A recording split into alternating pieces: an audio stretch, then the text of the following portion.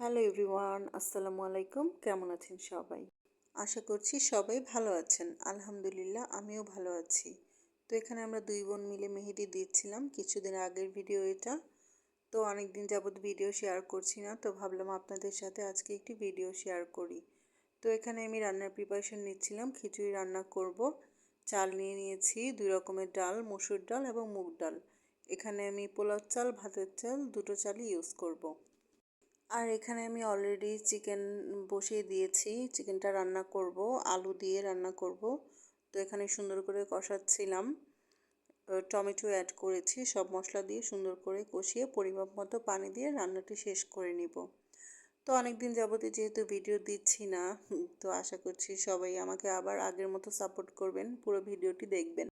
আর যারা আমার চ্যানেলটি এখনও সাবস্ক্রাইব করেননি, কাইন্ডলি চ্যানেলটি সাবস্ক্রাইব করে দিবেন। তো রান্না এখানে প্রায় শেষ। তো যেহেতু খিচুড়ির সাথে খাবো, হালকা একটু মাখা মাখা ঝোল আমি এখানে রেখেছি, উপর থেকে জিরা ছিটিয়ে দিলাম। তো চিকেন কারিটি এখানে শেষ, এই হচ্ছে ফাইনাল লুক। এরপরে হচ্ছে খিচুড়ি রান্নার প্রিপারেশন করব। এখানে আমি মুগ ডাল হালকা করে ভেজে নিচ্ছিলাম, খুব সুন্দর ঘ্রাণ আসে তাহলে। আর এখানে হচ্ছে চাল ডাল একসাথে করে মিক্স করে ধুয়ে নিচ্ছিলাম, চুলায় পেঁয়াজ দিয়ে দিয়েছিলাম।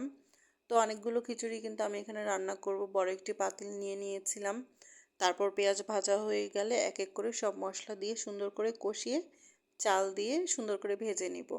তো সেদিনে খিচুড়িটা কিন্তু অনেক বেশি মজা হয়েছিল, সবাই খুব বেশি পছন্দ করেছিল। তো সুন্দর করে মশলার সাথে মিশিয়ে নেড়ে চেড়ে নিয়ে পর্যাপ্ত পরিমাণ পানি আমি এখানে দিয়ে দিব। তারপর হচ্ছে পানি দিয়ে দেওয়ার পর ঢেকে নিব, তারপর কাঁচামরিচ দিব, সব কিছু সুন্দর করে দিয়ে তারপরেই কিন্তু রান্নাটি কমপ্লিট করব। তো আপনারা চাইলে এভাবে বাসায় রান্না করে খেতে পারেন, খুবই সিম্পল আসলে, যে কোনো সময়ই আমরা রান্না করতে পারি। ভাতের চাল দিয়ে, পোলাও চাল দিয়ে রান্না করা যায়। তো এখানে উপর থেকে যদি একটু কাঁচামরিচ দিয়ে দেওয়া হয়, খুব সুন্দর ঘ্রাণ আসে। এরপর আমি হচ্ছে আবার দমে দিয়ে দিব বেশ কিছুক্ষণের জন্য। তো এখানে দেখুন ফাইনাল লুক, মাশাআল্লাহ দেখতে খুব ভালো লাগছে, খেতেও মজা হয়েছিল। তো এরপর সবাই মিলে খেয়ে নিয়েছিলাম। এরপর হচ্ছে যেহেতু খুব গরম পড়ে গিয়েছে, এই গরমে কিন্তু ফালুদা বা কাস্টার্ড এই জাতীয় ডেজার্টগুলো খেতে খুবই ভালো লাগে। তো সেদিন আমি হচ্ছে কাস্টার্ড বানিয়েছিলাম, বাসায় অনেক ফ্রুট ছিল, ভাবলাম বানিয়ে ফেলি।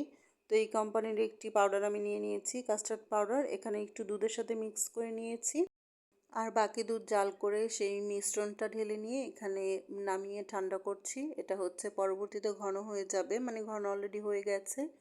তো এখানে দেখুন আমি কয়েক রকমের ফ্রুট নিয়েছি, এখানে আনার ছিল, কলা ছিল, আপেল ছিল। তো এগুলো কেটে যখন এটা ঠান্ডা হয়ে গেছে উপর থেকে পরিবেশন করে নিচ্ছিলাম। তো দেখতে কিন্তু খুবই কালারফুল, খুবই ভালো লাগছিল এটা। এরপর আমি হচ্ছে ফ্রিজে কয়েক ঘন্টার জন্য রেখে দিয়েছিলাম। খেতে কিন্তু এত বেশি ভালো লাগছিল, যেহেতু অনেক বেশি গরম, অবশ্যই অবশ্যই আপনারা এই জাতীয় খাবারগুলো গরমে খাবেন, খুবই তৃপ্তি লাগে, খুবই ভালো লাগে। তো এরপরে হচ্ছে আমরা ফ্রিজ থেকে এটা বের করে নিয়ে খুব মজা করেই খেয়েছিলাম পরিবারের সবাই মিলে। যেহেতু সামনেই হচ্ছে পাকা আমের দিন আসবে, এই কাস্টার্ডে যদি আম অ্যাড করা হয় সেটার ফ্লেভার কিন্তু আরও অন্যরকম ভালো লাগবে, অন্যরকম একটা টেস্ট হবে। তো এরপর হচ্ছে সার্ভ করে আমি একটু খেয়ে নিচ্ছিলাম, মাসাল্লাহ খুবই মজা হয়েছিল, খুব ভালো লাগছিল খেতে। তো আজকের ভিডিওটি এখানে আমি শেষ করে দিচ্ছি, সবাই ভালো থাকবেন, আল্লাহ হাফেজ।